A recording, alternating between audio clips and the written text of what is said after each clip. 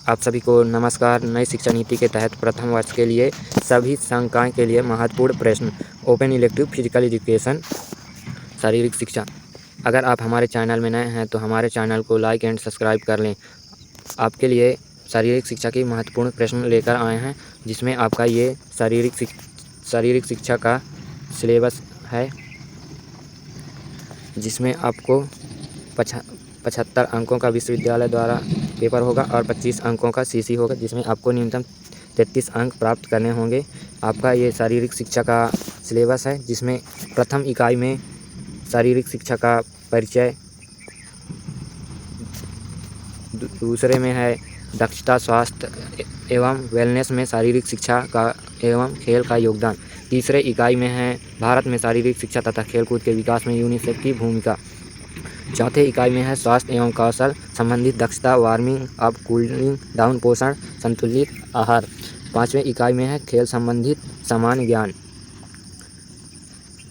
जिसमें कि आपका 100 अंकों का पेपर होगा, जिसमें आपको 33 पासिंग मार्क्स है, जिसमें आपका 25 नंबर का सीसी होगा, जिसमें 75 अंकों का मेन एग्ज़ाम होगा, जिसमें आपको 50 शब्दों में लिखने के लिए 3 प्रश्न आएंगे, जो कि 3-3 अंकों का रहेगा। उसके बाद आपका 9 अंकों का 4 प्रश्न रहेगा, जो कि 36 टोटल मिला के रहेगा, और 2 प्रश्न रहेंगे आपके 15 अंकों का रहेगा, जिसमें कुल मिला के 75 अंकों का पेपर आपका मेन एग्ज़ाम होगा, जिसके लिए आपके लिए महत्वपूर्ण प्रश्न है। तो सबसे पहला प्रश्न है, शारीरिक शिक्षा का अर्थ लिखिए। दूसरे नंबर है, शारीरिक स्वास्थ्य से आप क्या समझते हैं। तीसरा है, कूलिंग डाउन को परिभाषित कीजिए। चौथा है, पोषण, पौष्टिक तत्वों एवं संतुलित आहार की अवधारणा को बताइए। आप कॉपी में नोट कर लीजिए, या तो आप इसका स्क्रीनशॉट भी ले सकते हैं। चौथा प्रश्न है, भारत में शारीरिक शिक्षा तथा खेलकूद के विकास में यूनिसेफ की भूमिका को बताइए। पाँचवा प्रश्न है, वार्मिंग अप का अर्थ क्या है एवं इसके क्या महत्व हैं। शारीरिक शिक्षा में खेल में कैरियर के अवसर। तो ये आपका प्रश्न है, शारीरिक शिक्षा और खेल कैरियर में अवसर। प्रश्न अगला है, भारत में किसी एक शारीरिक शिक्षा संस्थान का परिचय एवं योगदान बताइए। इसके बाद है अगला प्रश्न, यह स्वास्थ्य एवं शारीरिक शिक्षा का मानव जीवन में क्या उद्देश्य है। उसके बाद अगला प्रश्न है, स्वास्थ्य के मनोवैज्ञानिक पहलू पर शारीरिक गतिविधियाँ और खेलकूद का क्या योगदान है। तो आप लोग इसको कॉपी में नोट कर लीजिए, या तो आप इसका स्क्रीनशॉट भी ले सकते हैं। तो आइए आगे बढ़ते हैं। आपका अगला क्वेश्चन है, शारीरिक शिक्षा का क्षेत्र क्या है, इसकी व्याख्या कीजिए। अगला क्वेश्चन है, व्यायाम एवं शारीरिक दक्षता के मूलभूत सिद्धांतों का वर्णन कीजिए। इसके बाद है अगला क्वेश्चन, प्राचीन भारत में शारीरिक शिक्षा एवं खेलकूद को अवधारणा का वर्णन कीजिए। जिसमें आपके लिए एक महत्वपूर्ण प्रश्न है, जो कि आपको टिप्पणी लिखने के लिए आएगा, या तो व्याख्या करने के लिए आएगा। तो ये इनमें से कोई भी या तो 2 लिखने के लिए आए या 1 लिखने के लिए आएगा। तो इसमें का YMCA के बारे में लिखने को आएगा, LNIP के बारे में, साई के बारे में, और नेता Subhash Chandra Bose national institute sport के बारे में लिखने को आएगा, और LNIP के बारे में भी पूछ सकता है। तो आपके लिए ये महत्वपूर्ण क्वेश्चन है। जिसके बाद आप कुछ के आंसर भी हैं, तो आपको आंसर बता देते हैं। जिसमें आपका ये शारीरिक शिक्षा का परिचय हो जाएगा ये क्वेश्चन। उसके बाद आपको लिखने के लिए पूछ सकता है कि शारीरिक शिक्षा का अर्थ लिखिए। तो ये शारीरिक शिक्षा का पहले ही हमने क्वेश्चन में बताया था, जो कि उसका आंसर ये है। इसके बाद अगला देखते हैं, जिसमें आपको क्वेश्चन पूछ सकता है आपके लिए कि शारीरिक शिक्षा के लक्ष्य को लिखिए। तो आप शारीरिक शिक्षा के लक्ष्य पूछ सकता है, तो आप इसका स्क्रीनशॉट भी ले सकते हैं और इसको नोट्स में भी लिख सकते हैं। अगला क्वेश्चन आपके लिए बन सकता है, शारीरिक शिक्षा के उद्देश्य लिखिए। तो आपके ये सारे उद्देश्य हैं, तो आप इनको लिख सकते हैं, या तो स्क्रीनशॉट भी ले सकते हैं। इसके बाद अगला क्वेश्चन भी पूछ सकता है कि शारीरिक शिक्षा की महत्व और आवश्यकताओं को बताइए। तो आप इसके आंसर है, ये आपका आंसर है।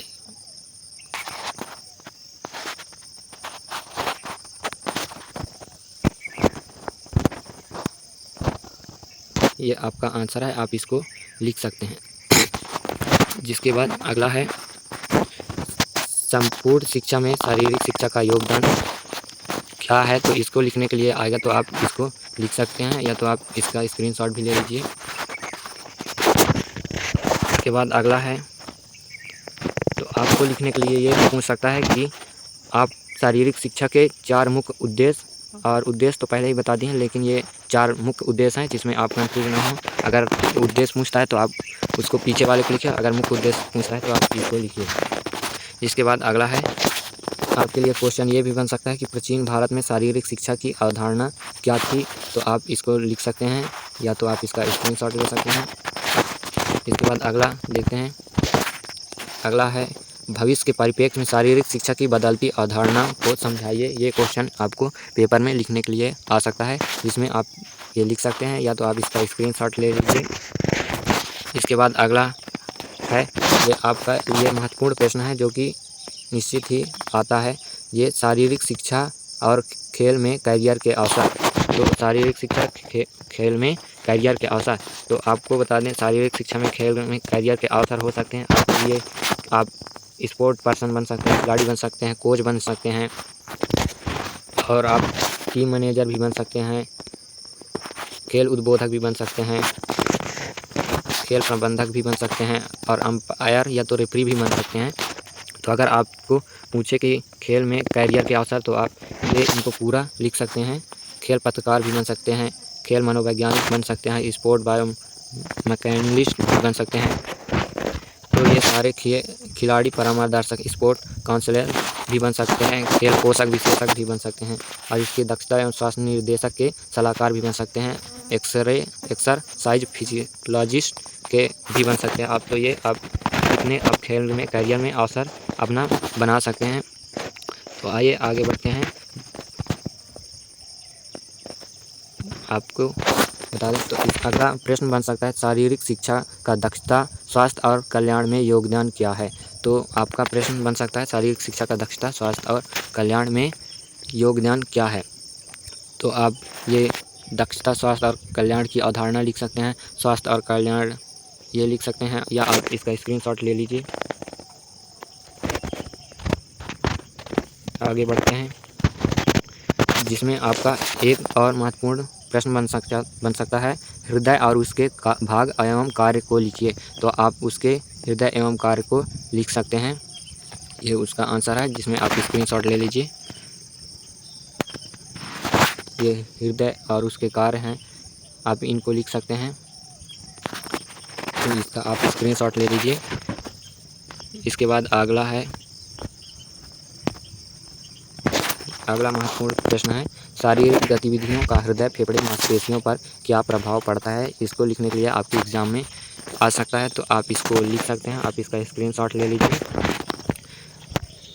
जिसके बाद है अगला है, स्वास्थ्य के मनोवैज्ञानिक पहलू पर शारीरिक गतिविधियों और खेल का योगदान। ये प्रश्न आपके एग्ज़ाम में बन सकता है, तो आप इसको स्क्रीनशॉट ले लीजिए, या तो आप अपने नोट्स में लिख लीजिए।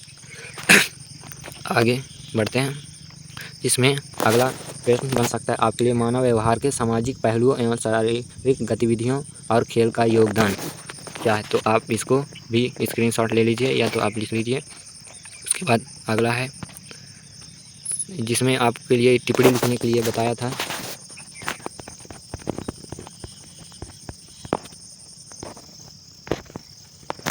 इसमें आपको टिप्पणी लिखने के लिए बताया था, जो कि YMCA के बारे में आपको टिप्पणी लिखने के लिए आ सकता है, या LNIP के बारे में लिखने के लिए आ सकता है। तो इन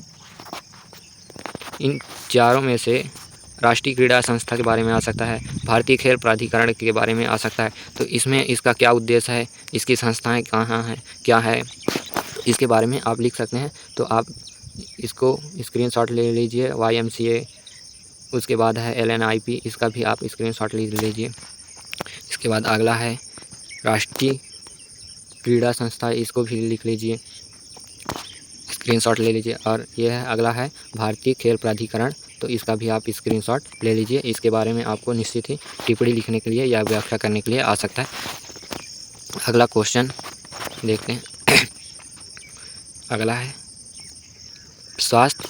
अगला प्रश्न आपके लिए महत्वपूर्ण है, स्वास्थ्य एवं कौशल संबंधी दक्षता को लिखिए। तो जिसमें आपके ये भी पूछ सकता है कि फिटनेस के घटक बताइए, और स्वास्थ्य संबंधित फिटनेस के घटक, कौशल से संबंधित फिटनेस के घटक। तो ये आपका आंसर है, आप इनको लिख सकते हैं, ये आपका पॉइंट हो जाएगा। और आपका डिटेल आ गया है तो आप इसका स्क्रीनशॉट ले लीजिए, या तो आप नोट में लिख लीजिए, आप इनका स्क्रीनशॉट ले सकते हैं। इसके बाद ये कौशल संबंधित जो था, ये दक्षता, आप इसका स्क्रीनशॉट ले सकते हैं। जिसमें है कौशल संबंधित दक्षता है, चपलता है, प्रथम दूसरा संतुलन है, तीसरा समन्वय है, चौथा शक्ति है, पांचवा प्रतिक्रिया समय है, छठवां गति है। तो आप इसको अगर कौशल संबंधी दक्षता पूछ रहा है तो आप इसको लिख सकते हैं, आप इसका स्क्रीनशॉट ले लीजिए। अगला प्रश्न आपको पूछ सकता है वार्म अप और कूल डाउन क्या है, इसको बताइए, तो इसके क्या उद्देश्य हैं। तो आप इसका स्क्रीनशॉट ले लीजिए और इसको आप लिख सकते हैं। आगे बढ़ते हैं अब, जिसमें आपका क्वेश्चन बन सकता है पोषण तत्व एवं पोषण एवं संतुलित आहार क्या है, या इसको बताइए, लिखने के लिए आपके एग्ज़ाम में आ सकता है। जिसमें आपका है 2 प्रकार के संतुलित आहार होते हैं, वो या तो आप कह सकते हैं पोषण तत्व। तो प्रथम हो जाएगा माइक्रो न्यूट्रिएंट्स, उसके बाद माइक्रो न्यूट्रिएंट्स, जिसमें आपको बोल सकते हैं व्यापक और संकुचित, आप बोल सकते हैं। ये आपका संतुलित आहार लिखने के लिए आएगा, तो आप इसको लिख सकते हैं, आप इसका स्क्रीनशॉट ले लीजिए। इसके बाद अगला ये कार्बन डाइऑक्साइड, वसा, प्रोटीन, विटामिन और खनिज, ये आप इनका स्क्रीनशॉट ले लीजिए। इसमें आपका अगला प्रश्न बन सकता है राष्ट्रीय एवं राज्य की खेल पुरस्कार के बारे में लिखने के लिए आपके एग्ज़ाम में आ सकता है, जिसमें आप इस पेज का आप स्क्रीनशॉट ले लीजिए। इसके बाद है राष्ट्रीय खेल पुरस्कार, जिसमें है मेजर ध्यानचंद खेल पुरस्कार, आप इसका स्क्रीनशॉट ले सकते हैं और इसके बारे में आप लिख सकते हैं। इसके बाद अगला है द्रोणाचार्य पुरस्कार, आप इसको भी लिख सकते हैं, आप इसका स्क्रीनशॉट ले लीजिए। अगला है मध्य प्रदेश खेल पुरस्कार, उसके बाद है विक्रम पुरस्कार, आप इसके बारे में भी एग्ज़ाम में लिखने के लिए आ सकता है, जिसमें आप लिख सकते हैं, इसका स्क्रीनशॉट ले लीजिए। इसके बाद अगला है एकलव्य पुरस्कार, विश्वामित्र पुरस्कार, इनके बारे में आपको 2 लिखने के लिए आ सकता है, जिसमें आप किसी भी 2 पुरस्कार को लिखने सकते हैं। अगला है मध्य प्रदेश शासन उच्च शिक्षा विभाग की खेल की संरचना, भी आपको एग्ज़ाम में पूछ सकता है, जिसमें आप इसको लिख सकते हैं, आप इसका स्क्रीनशॉट ले लीजिए। इसके बाद है अगला प्रश्न भारतीय स्वदेशी खेलों की अवधारणा, आपके लिए एक प्रश्न बन सकता है, भारतीय खेलों की अवधारणा को समझाइए या लिखिए। तो आप लिख सकते हैं, आप इसका स्क्रीनशॉट ले लीजिए।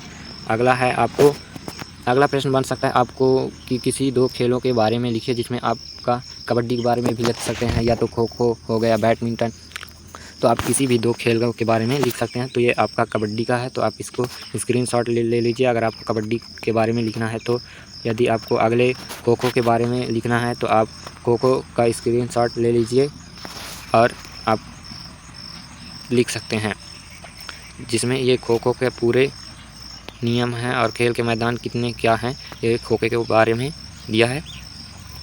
इसके बाद अगला खेल है मलखम्ब के बारे में भी आप लिख सकते हैं, किसी 2 के बारे में लिखने के लिए आता है। इसके बाद है अंतर्राष्ट्रीय खेल विभूतियाँ, तो आप इसको भी लिख सकते हैं।